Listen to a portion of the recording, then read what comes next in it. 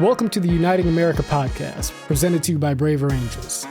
I'm braverangels National Ambassador and your host, JohnWoodJr. This is your doorway into the movement to save the Republic, the movement to realize the dream of Martin Luther King. Join us. This is the movement to build a house united. Welcome back to Uniting America. I'm your host, JohnWoodJr. Today's episode features Dave Pakman, host of the David Pakman Show.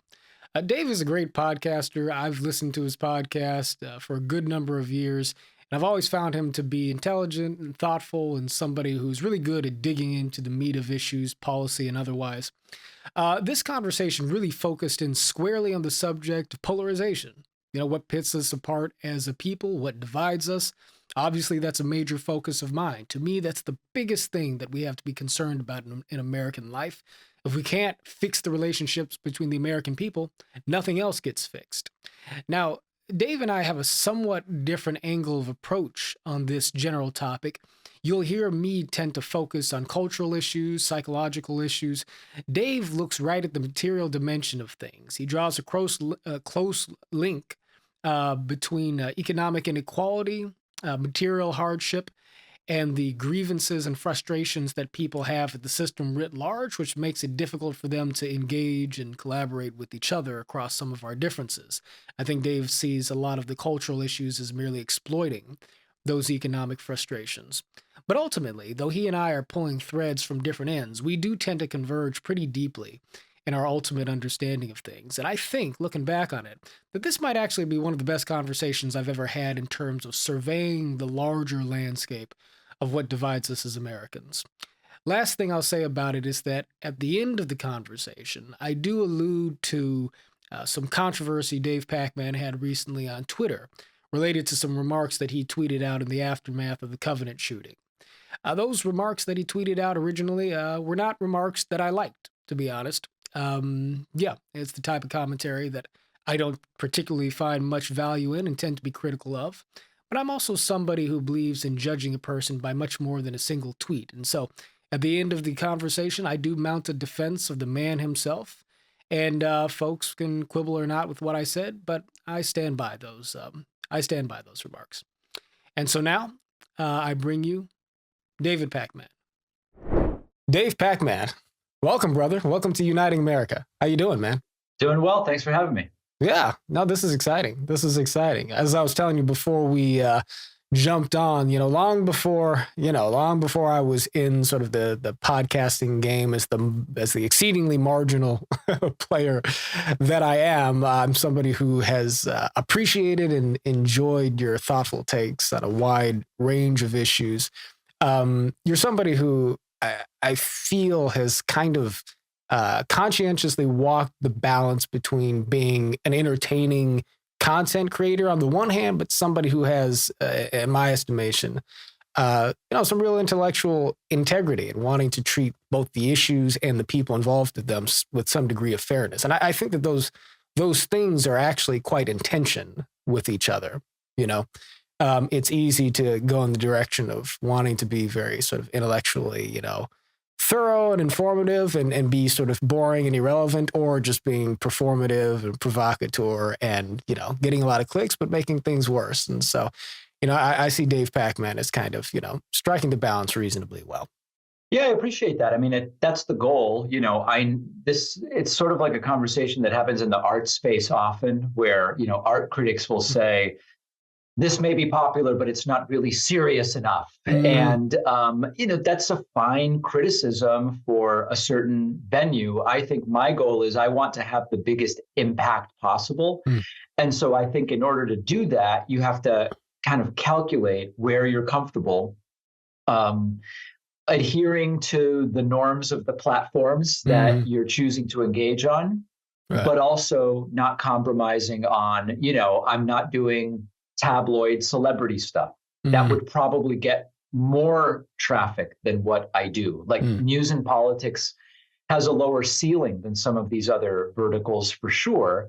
But also, if I had gone the direction of doing, academic political science research, which at one point was a possibility, I might be doing something that a group of people would say is more serious, but nobody would see it. And I actually think my impact would be dramatically reduced even by doing the thing that some might say is more serious. So yeah, I mean, I think you have to be entertaining to some degree, but I'm using that to build an audience that hopefully will then want to hear from me about ranked choice voting or whatever the more important serious thing is going to be than the wacky things Trump said over the weekend. And it's kind of a constant balancing act to find exactly where I'm comfortable being. Got it. So I should not ask you for your hot take on Prince Harry and Meghan Markle or, I really have very little to say about it. Yeah, I don't know. Okay. I mean, did something happen? I don't even know. No, that's all right. That's all right. We're more or less in the same boat on that.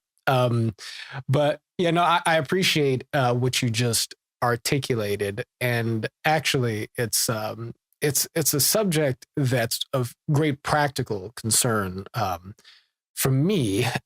So.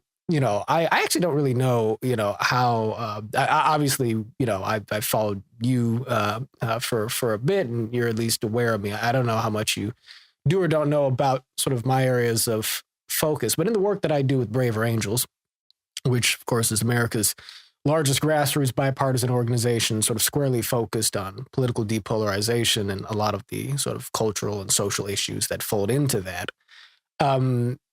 There's this desire to ultimately advance a larger culture of goodwill in American politics that not only makes it easier for us to talk about politics across the kitchen table, but that might be able to link a shift in consciousness in that way to a more functioning systemic sort of order in terms of how we govern. And there's a degree to which that goal is one that, I mean, if you poll people on it, do you want to see American society be less divided and so forth? Very high approval for that sentiment from, right to right, left, and center. On the other hand, it's a message that kind of for a lot of folks feels like eat your vegetables. We sort of morally and sentimentally approve of the idea that we need to build stronger relationships with each other for the good of society. And yet, on the other hand, generically speaking, it's not something that galvanizes. So I have two questions for you. One, where are you on that project itself that I just articulated? I was just giving it to you in sort of generic terms. That's question number one. Is it important to try and depolarize American society? And two, what would your assessment of the challenges there be? Well, I do think, generically speaking, depolarization is a fantastic goal. I think where I struggle on the practicality in some areas is there are some who see the path to depolarization as just sort of finding an in-between point between what, say, Democrats and Republicans or liberals and conservatives are offering. And unfortunately, and I believe that this case can be made empirically, because the right has become so extreme at the center of the Republican Party. Yes, wokeness, left, okay. But these are fringes on the left that have essentially no place, like in the Biden administration, for example. These things are so marginal. On the right, you look at Trump, Marjorie Taylor Greene, Ron Johnson, et cetera. Could go through the names. It's become so radical on the right that simply finding some center between these points on the spectrum isn't the way that we're going to realistically depolarize. If on the one hand, you've got a group that says abortion should be illegal. Yeah, I didn't just go silent. That's the whole point, right? That's the position. Sure. It should just be illegal. Right. On the other side, you have, obviously, we're not going around promoting abortion, but really it's not a political issue for people in Washington to be deciding. Families with doctors should decide. What's the middle point? Make it sort of illegal? So I think the concern I have is, as a generic goal, it's undeniable that the status quo of polarization is not serving the country well, 100%. saying the solution is finding a midpoint on the political spectrum with what I see as radical extremists on the right also isn't a solution. So the question is, how do we achieve it? And what does that look like as far as policy? Right. So let me offer a couple lenses on the problem and get your take. Because on the one hand, there is polarization as a matter of the existence of seemingly irreconcilable sort of policy points of view. And I rather agree that at some points, looking for the hair-splitting compromise that allows everything to sort of balance out becomes, tough, if not a bit of a fool's errand. On the other hand, there's the understanding of polarization, affective polarization, right? The distinction being that this is something that, is likely going to be related to, but ultimately quite distinct from the distance that exists between us on issues. You and I, conceivably, theoretically, here could be, you could be somebody who, believes in, we want universal healthcare, and I'm, willing to employ a mix between sort of a private sector solutions and a public option to get there, and Medicaid, this, that, or the other. And I could just hate your guts for not being for Medicare for all. It could be, it's sort of vanity of small differences. Now, of course, the differences between us are very significant, but my point is simply that the problem of polarization, as I see it, primarily is one of actual personal and intertribal contempt.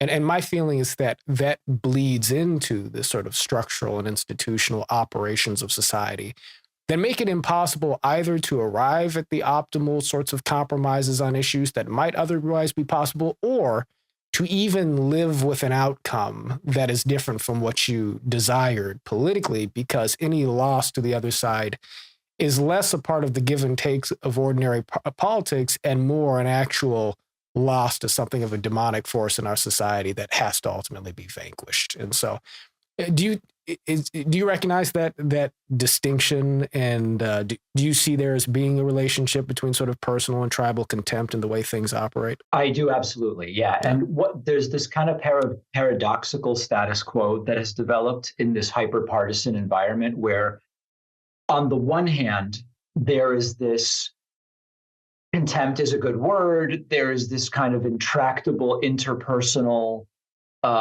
drama that persists. We hear about the Thanksgiving table stories of I just couldn't even make it through the meal because we disagreed on what the top tax rate would be. That's like an exaggeration usually. Well, actually, it's not. There's data on that, at least going back to the 2016 election. It's an exaggeration that maybe the top tax rate would be the catalyst. I think it's more, social issues or whatever. Right. But there's another part, I think, that breeds the status or prevents us from getting past things. And I spoke about this recently when I was with Lex Friedman, which is I'm really comfortable disagreeing with someone and then being around them and having them on my dodgeball team or whatever, assuming that I don't find their beliefs to be hateful in a very particular way where I'm just so repulsed I don't want to be near. So if I'm on a volleyball team and there's a gay person on the team, and then there's an overt homophobe on the team, that's tougher. Okay, but the point is,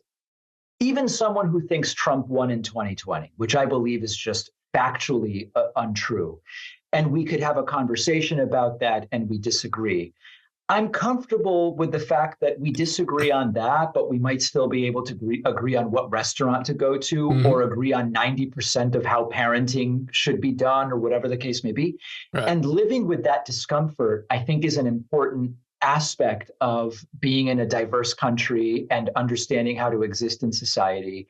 And that has been lost to some degree, where sometimes people will say, I sort of watch what you do, but they'll kind of visibly cringe or grimace and say, but I just don't agree with X. And for me, it's like, oh, okay, that's okay. We might agree on a lot of other things or not, but we're still reasonable people.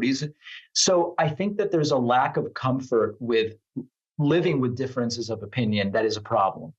Right.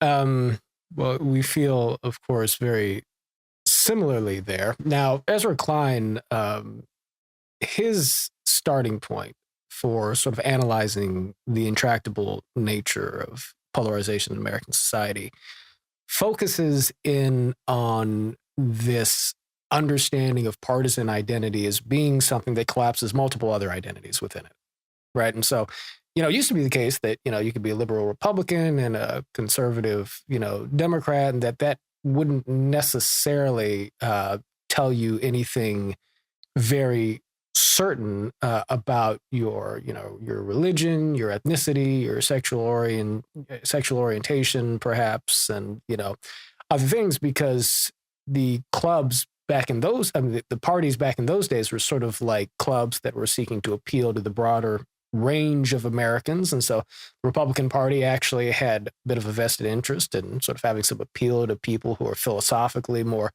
liberal, and same thing with Democrats in the other direction. But what happened over time is that you have a situation where, as the parties realign, suddenly to be a Republican is to be, in many cases, an evangelical, somebody who is strident on gun rights, somebody who is, strident on free market economics, or whatever the case may be. And to be a Democrat is to be somebody who's, more motivated by civil rights, somebody who's, perhaps not as traditional, who's far more labor friendly, this, that, or the other.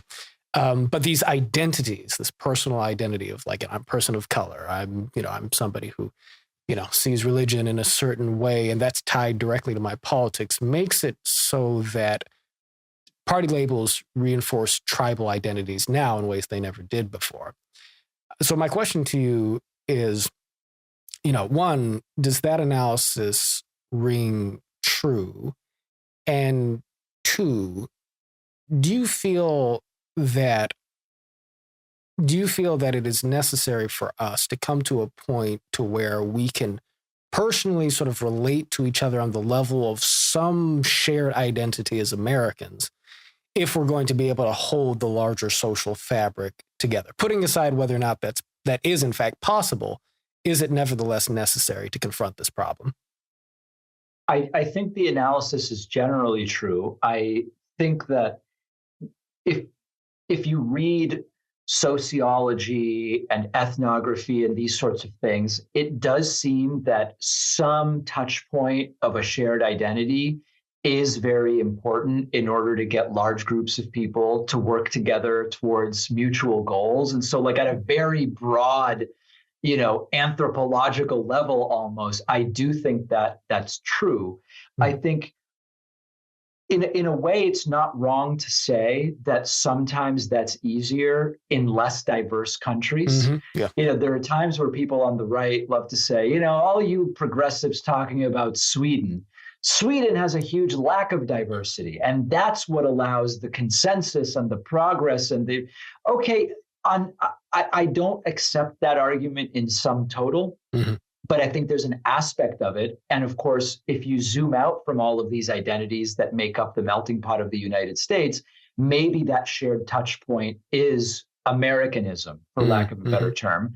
I also think that you could zoom out further, and it would be great if merely, human identity, shared human identity had value and importance there. In terms of the labels, I do think it's interesting because it kind of gets into a conversation of identity politics in the abstract and in the specific. I've told stories on my show about how, as a Jewish person, depending on who you talk to, I'm either not white and actually an enemy of white people with different goals, interests, and priorities, right, or I'm just a privileged white person whose membership in a group of incredible thousands of years of oppression actually gets erased. So am I an American white boy, or am I a Hispanic immigrant from Argentina, which I am, right? English is my second language. I moved here from Argentina. So the interesting thing also is that very much the identity discussion, as real as it is, it's so easy to make the wrong assessment on it. And sometimes some of the big revelations come in those moments where you're doing the identity thing and you miscalculate the identity of an individual. And it can be this shakeup where it makes you question, is that actually as important as I thought it was? Or maybe it's like humans, we share human identity, or we're Americans to some degree. Those moments can be really interesting and change perspective on that issue. Yeah. Well, let's keep pulling at this thread, because I think it's really interesting, really important. And it's cool to have you here to be able to sort of probe the depths of your thinking in these directions, because you're so great at focusing on policy and so many other things, but I don't always get to hear you go deep on these points.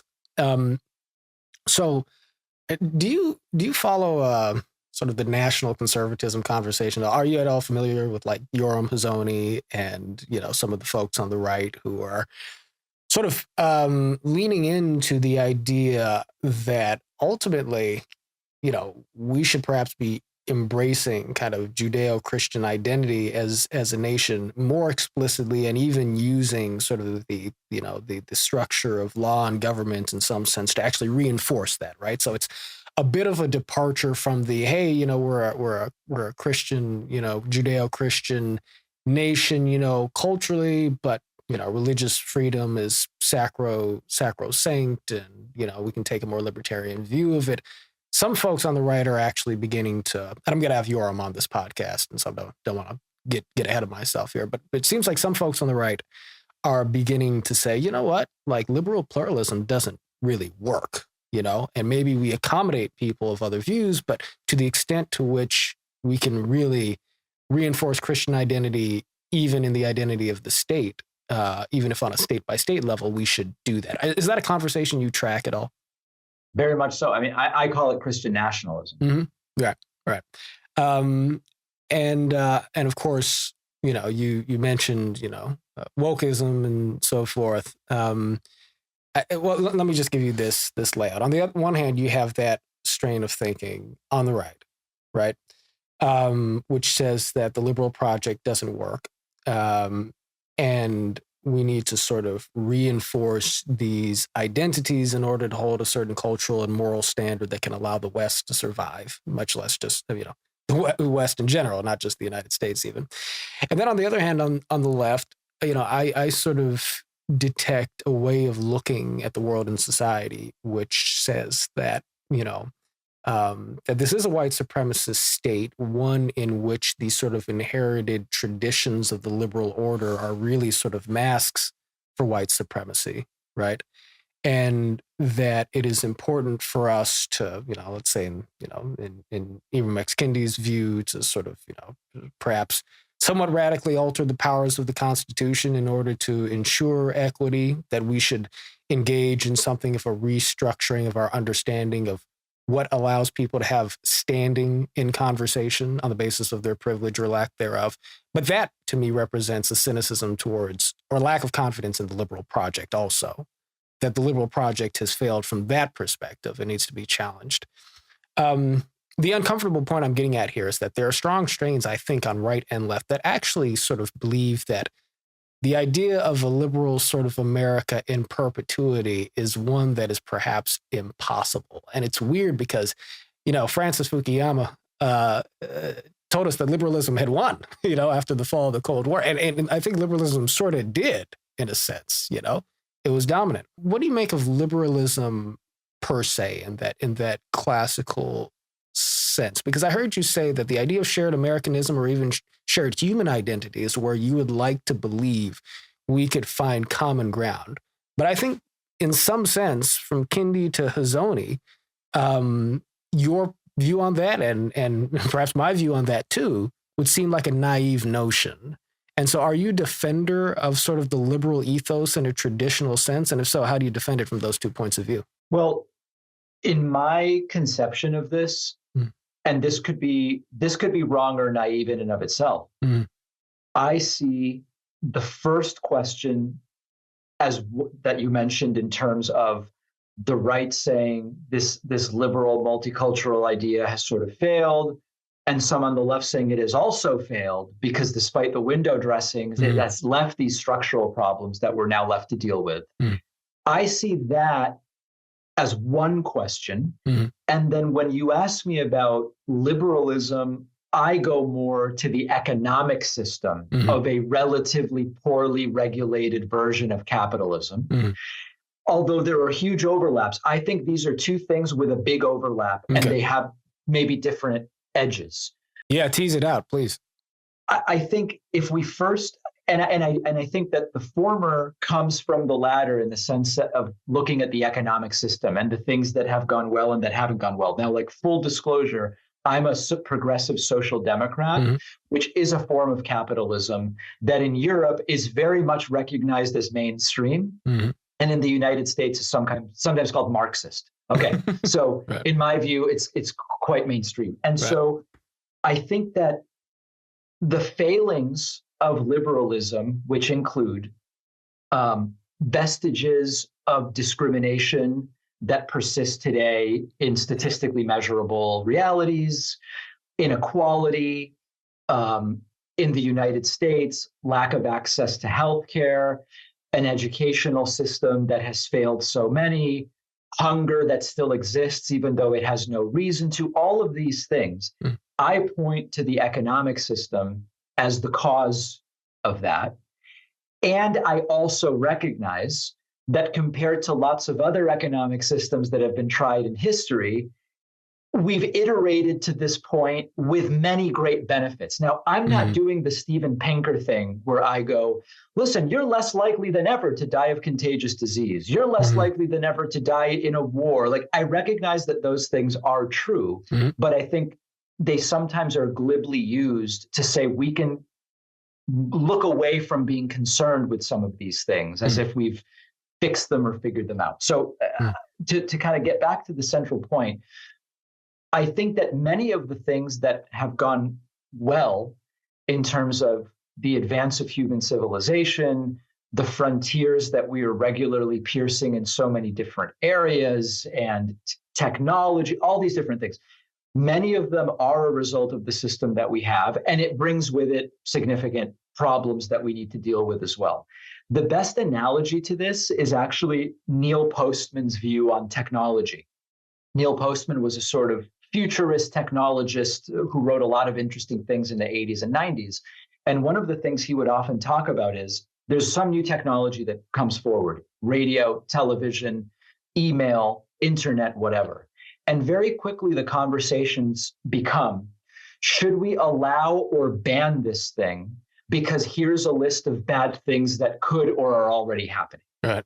And his view, as far as technology was, it's really the wrong conversation, because there seems to be this, unless you are going to go the dictatorship way, these things will be part of society. And we're better off harnessing the best and regulating or trying to prepare ourselves for the worst of it. So you take all of that and you analogize it to the sort of liberal Western capitalist economy, democracy.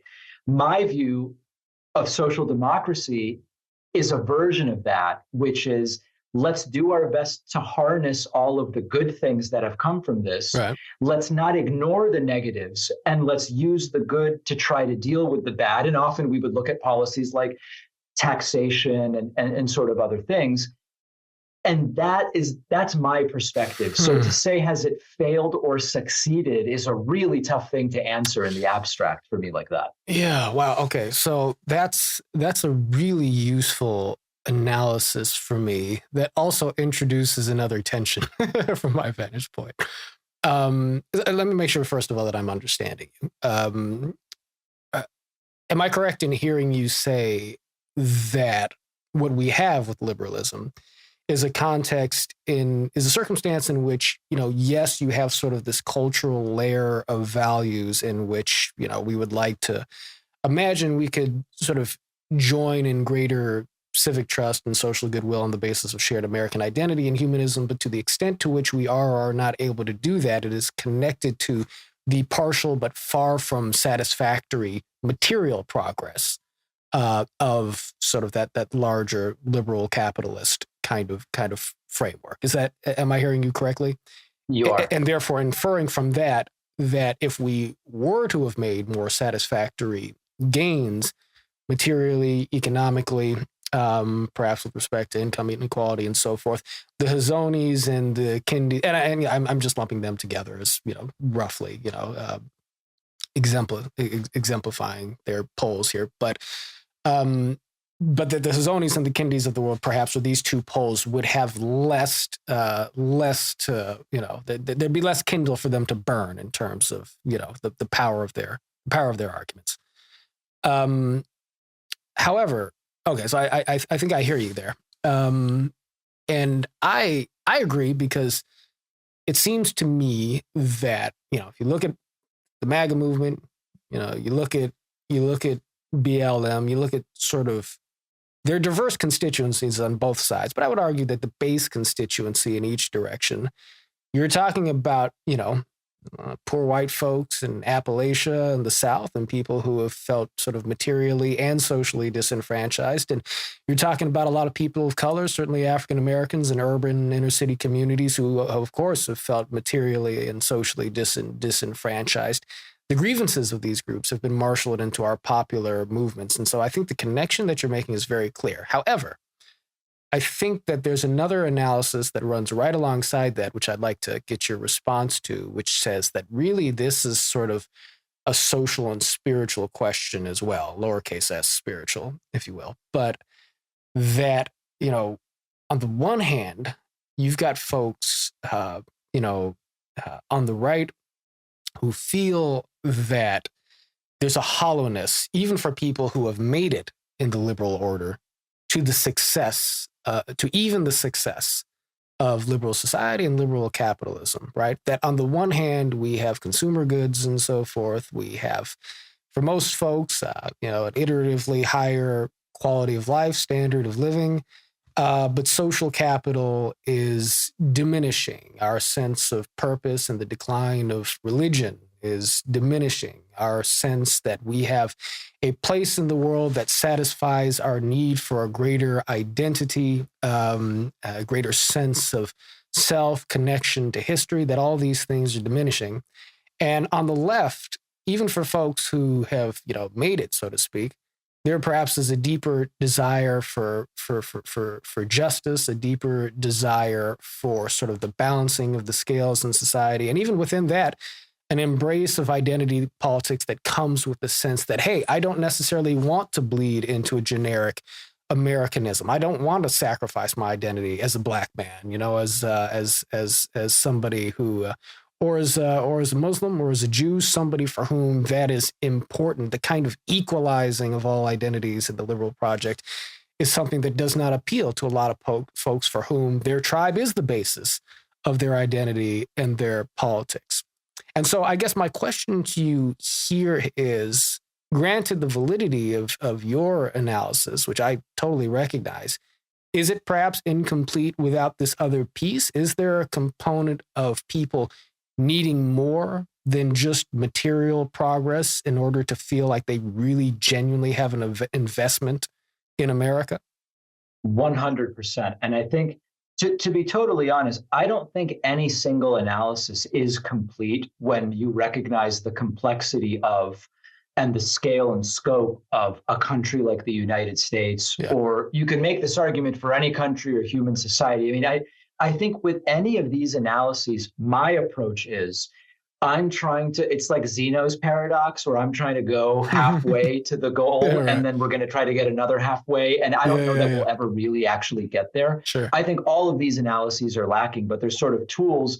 Honestly, they're tools to think about, to say what's missing from it, and let's find something to add. And I think what you're adding is absolutely legitimate. I also think not everything you mentioned in terms of what is lamented, I would agree is objectively bad. Like, for example, the decline of religion in America, it's not that I'm cheering and saying that's great. I'm not against religion. I'm against religion being a part of the standard that's used to figure out civil law. That I'm against, in the separation of wanting a pretty clear line between church and state. Sure. But it was sort of predictable that as science answered more questions, religiosity might decline. And so, just to pick one of the things you mentioned, I don't know that that is part of what I would say is missing or to be lamented about the social side of this, but it's an opinion question, right? Different people might come to a different conclusion on that. But I agree 100%. And I think someone who's a class reductionist might hear this and say, well, but all of the things you're mentioning now flow downhill from the crux of the economic system. I'm not a class reductionist, so it's not my instinct, but I know that would be one reaction to what you're saying. Sure. Well, I guess to respond to that, I do think that, there's always a temptation to sort of look at history as flowing along the lines of linear equations. And of course, it doesn't really work that way. I mean, you have concurrent and reinforcing sort of factors taking place at all times. I think that where there is sort of adequate material resources, it is perhaps easier, and I think it's fairly demonstrable that, people reach a certain level of income that's able to add to a certain level of personal and potentially social stability. And from there, you can build upwards on Maslow's hierarchy of needs to, stronger, community safety nets and, sense of identity and purpose, et cetera.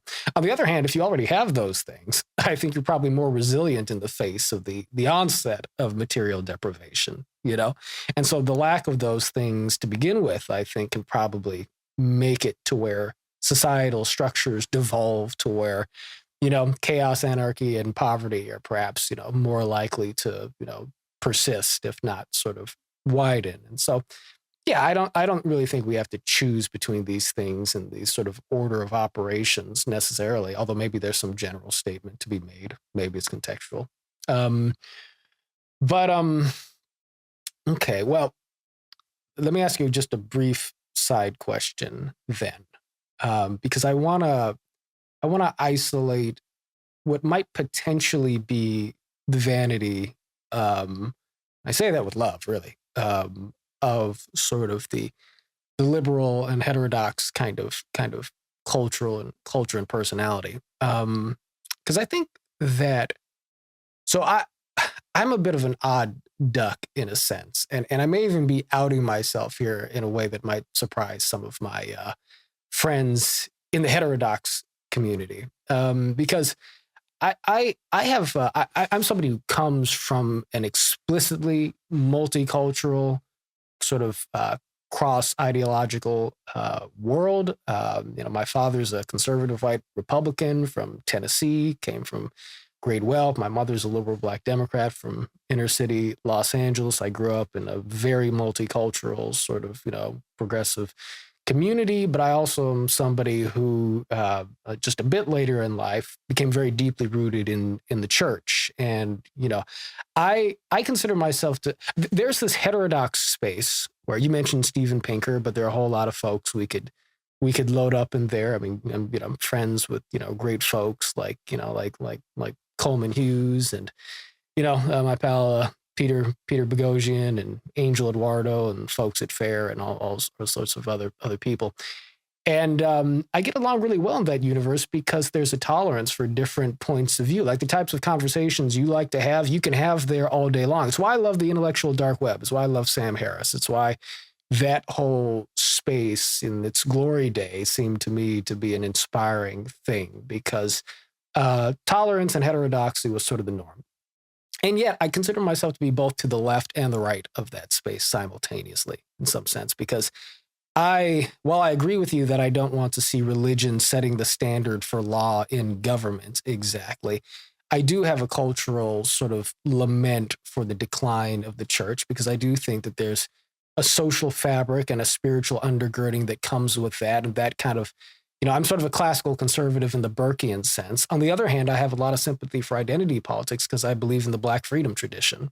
I live in a Black community. I come from a multicultural family, but most of my relatives are African American. And I think that there's something a bit lost when you lose sight of the lineage that runs from Frederick Douglass to Booker T. Washington to Dr. King, but also to Malcolm X and the Black Panthers and all of that. I could say more about all that. But I think the thing I'm arguing here is simply that, on the one hand, America is a melting pot, and there's an intellectual tradition here that says that all these different views can come into conversation with each other. And I fundamentally believe in the central goodness of that. But I also sort of think it's one culture among many. In other words, I don't necessarily see that liberal universalism, so to speak, as being qualitatively sort of the thing that ought to define the center of American identity for everybody. And I think that there's a sense that it is that among many people, or should be that. And so I'm wondering if you have an analysis of the heterodox sort of culture in general, and if you have a position on that point in particular. Hopefully I made it clear enough for you to respond to. Well, let's see. I mean, I think that for me, I would say that the driving force is less about this liberal universalism, uniculture sort of thing as the likely nor desirable endpoint, but more one about we actually want to preserve and celebrate that we don't all share the same cultural backgrounds. And there's room for that in the United States to coexist with some basic shared understanding of how the country should be organized that doesn't preclude anyone from maintaining that culture. And so, I maybe this is the first time I'm kind of trying to actually articulate it in a sentence, so to speak.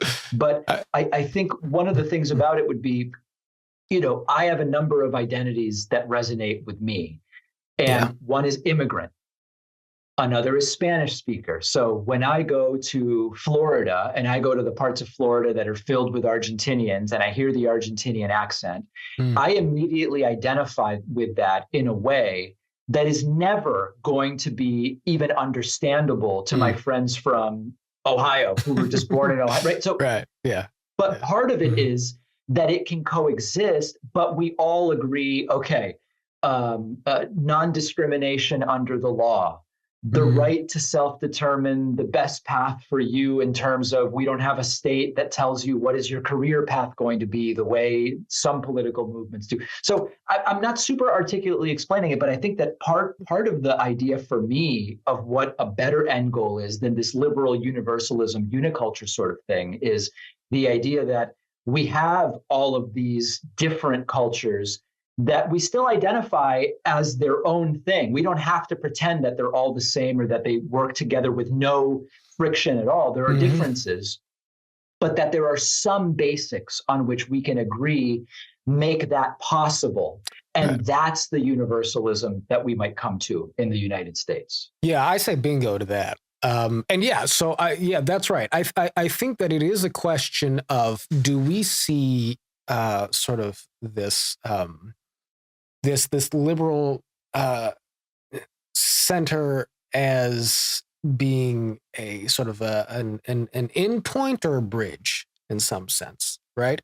If it's the endpoint, if the idea is that we're going to sort of establish this enormous kind of secular culture, which on the one hand sort of allows for religion to exist on the edges and allows for ethnic identity to be important at the edges, but really in terms of everything meaningful in our institutional and mainstream sort of culture, those things are more or less shunted to the side in favor of kind of this this see-through kind of culture of tolerance and intellectual enlightenment and material progress. I think that maybe works for some people, but I don't think it works for America, broadly speaking. On the other hand, if that is a piece that allows for the others to coexist with each other, right, left, and center, in an arrangement, in a balance of forces that allows for federalism to work, allows for democracy to work, then I think that's the answer on sort of a social structural level. Now I want to add another piece to it because I think that nevertheless, where I come back to the need for a spiritual transcendence here is in recognizing, I think I recognize the fact that while I'm theoretically on board with that illustration, at the end of the day, it's not as necessary for everybody to love each other. It's not necessary for everybody to trust each other, but there's got to be enough social connection and goodwill across the spectrum for us, again, to not devolve to this point to where any political victory that you win is a victory for the forces of evil. And what that, I think, requires is some capacity for us to really be able to see the humanity in one another across the spectrum. And that, to some degree, has to proceed from some amount of personal relationship, personal connection. So here's where I come to. I think that the liberal, I'm using the phrase liberal center. I could probably come up with a better way of saying this, but this sort of liberal center, as we're kind of describing it here, it doesn't bring with it a transformational attitude in and of itself. Where I go to find that is, I could go to a few places, but most relevantly and most immediately, I find my source for that way of thinking and getting beyond this hump in the philosophy of nonviolence as it was taught and practiced by Martin Luther King Jr. in particular. I think that what King managed to do in his own time was, through the philosophy of nonviolence, and essentially, many people don't really understand Dr. King as sort of a philosopher and an intellectual. We remember him as an activist and somebody who believed in turning the other cheek, but he was a systematic philosopher, and what nonviolence was to him was it was the use of love as a spiritual force that could affect social change. And what King was able to do was sort of articulate a moral basis for believing in the human dignity of your opponent, but also recognizing that in order to both defeat your opponent politically, but maintain a relationship with him to allow for society to survive socially, you had to appeal to that person's conscience, and therefore you had to love that person. And, love not in an affectionate way, but, an overarching sense of goodwill. And that overarching sense of goodwill, that ethos of goodwill, was something that King was able to use to simultaneously appeal to the conscience of the Christian and also the conscience of the humanist, right? Because you can find that in both places. You can find that in both traditions. And King was both of those things simultaneously. He was a Christian humanist, basically,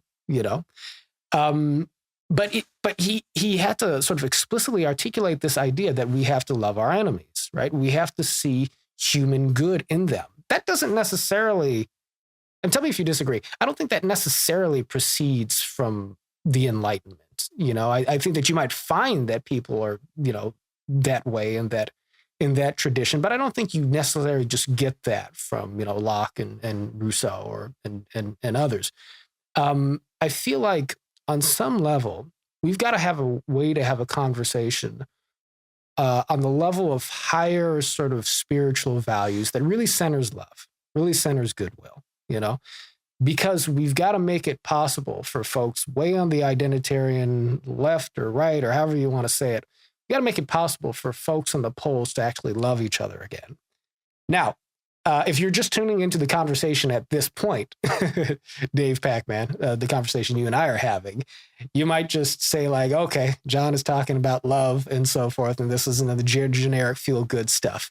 But when you load up everything we said, leading up to this point in the conversation, I hope folks can hear and realize that this is actually, I'm attempting to make a very substantive point that's not sort of, divorced from the material analysis, from the cultural analysis, and how you reconcile the psychology of identity that exists on the polls. And so I'm hitting you with this idea. Love is the answer, perhaps, to the intractable identity and tribal issues that also reinforce and are reinforced by our material issues in society. Is it possible that you might agree with me, or that you might see some validity in that, or is that still just, is it too pie in the sky a notion to be grounded in our politics? Well, I think the interesting thing would be, how do we make that more tactical? And I think that there are a couple of tools. I don't think I'm switching gears, but I'm sort of saying like, okay, let's imagine that it is pie in the sky, but how can we make it tactical in a way? Yeah. there are some conversational tools that I found useful for doing this. And I don't know that they're necessarily love per se, but I think that they can try to bridge some of these intractable gaps in conversations. Like when you're talking about something extremely difficult where you know that there are disagreements that go beyond just the facts I know, but are about what I feel, what I believe, how I was brought up, could be religion, could be all of these different things. The question, why do you think I have the position that I have on this issue, right? As a way to actually bridge, okay, you're at least putting it out there that you understand that my intentions, very rarely will the answer to that be something like, well, I think you believe what you believe about abortion because you're a baby killer. Right. It's like, okay, someone could say that, but rarely is that going to be it. So it actually can inspire some of that, maybe not love, but it's empathy or it's mutual understanding, or it's going to a higher layer where we're going to try to identify, okay, well, we both came to our positions based on what we think we would want if it were our family member in a certain situation. We might think we would want totally different things, but it can create a little bit of that shared understanding. So those types of tactics, I think, if they were employed in an open-minded way, might be a step in the direction of what I think I hear you're suggesting. Well, I'm very appreciative of that response, because what you've described there, really what you've just described, Dave, is the braverangels project, just sort of full stop. Certainly the context is very much different. Dr. King was seeking a particular sort of particular policy outcomes in the context of the civil rights movement, the nonviolent movement, and they developed nonviolent methodologies for advocating changes in policy and also moving culture. And so, nonviolence was something that expressed itself in an internal psychological discipline where you did not think ill of the people that you were challenging. And then that was leveraged into sit-ins at lunch counters, into nonviolent demonstrations, into, literally being able to sit there and be spat at and shouted at and physically abused and return, grace for contempt in a way that allowed you to move the conscience of your opponent, right? Our context is different, of course. We're looking to strengthen the bonds of civil society and strengthen the social fabric and to get people to be able to reason together again, have nuanced and logical conversations. But, braverangels, we have a suite of programs that we've deployed in communities across the country, college campuses across America, in the United States Congress and every level of government, where we have a range of things, but they start in programs rooted in family therapy, in essence. Our very first workshop was something called a red-blue workshop, where we take small groups of folks from the right and from the left, or reds and blues, as we say in-house, not to argue or debate politics initially, but rather to speak from the vantage point of their own life or lived experience in terms of why they see politics the way that they do. So it's quite literally the application of marriage counseling to the relationship between Republicans and Democrats. And the thing about marriage counseling is that you proceed from a starting point that says that, at the end of the day, like, even if you guys are on the verge of divorce, you're together because you love each other or you love something about each other. Like you have some recognition of the human good in each side, and what's needed in that context oftentimes is just an opportunity for us to speak our whole truths and to be heard and to be seen, so that we can re-trigger that empathy, so that there's understanding, across the divide in the context of a marriage. And through that empathy and understanding, maybe we can reset the social dynamic. Maybe we can reset the relationship. That's proceeding from love. That's proceeding from goodwill in just a dry, functional kind of and psychological way, I would argue. And those are the types of methodologies that we're looking to sort of scale up in America. And so to take us sort of full circle here, part of the project for scaling that up, in my mind, is being able to popularize kind of narrative around that. And that's kind of my job in the context of our work at braverangels and Monica Guzman and others. But it's a hard thing because, trying to articulate something that is not quickly articulable, without listening to this whole conversation with Dave Pakman, and trying to make it something that doesn't sound like eat your vegetables and so forth. And so part of what, we're trying to do is to show people how that goodwill is grounded in method and how it's related to policy and progress on policy in a way that doesn't make it seem merely Pollyannish. And so that's the project that we're trying to sort of introduce to the American people. And so, yeah, I'd love to, having explained it, sort of put that in front of you to see if you have any thoughts or advice for us, for our members and listeners who are hearing you on this program now. Do you think that this is something that could work in America? And feel free to hit me with a bucket of ice cold water if you don't think so.